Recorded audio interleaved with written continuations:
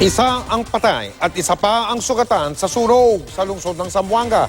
Sa lungsod naman ng Vigo sa Davao, aabot sa 25 milyong piso ng ari-arian ang natupok sa isang palengke. Nakatutok si Rial Soroche ng GMA Davao. Nabulabog ang pamimili ng Noche Buena ng mga Digosenyo noong bisperas ng Pasko nang sumiklab ang malaking sunog sa lumang palengke ng Digo City bandang alas 8 ng gabi. Sa lakas ng hangin, madaling kumalat ito at nilamon ng 1 hektaryang palengke na may 135 stalls na kinabibilangan ng tindahan ng gulay, mga karinderya at beauty parlor. Isa ang parlor ni Juna Escalida na natupok ng apoy. Masaya na sana ang kanyang Pasko, kaya lang sumalubong sa kanya ang pangyayaring ito. Kaya problema niya ngayon ang pagbangon.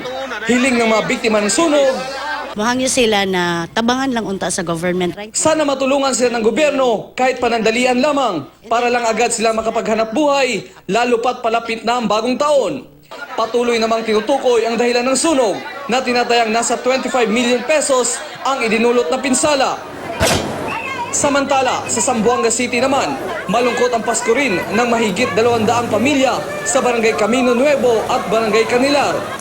Bago mag-alas 8 ng gabi kagabi, sumiklab ang sunog at umabot sa general alarm.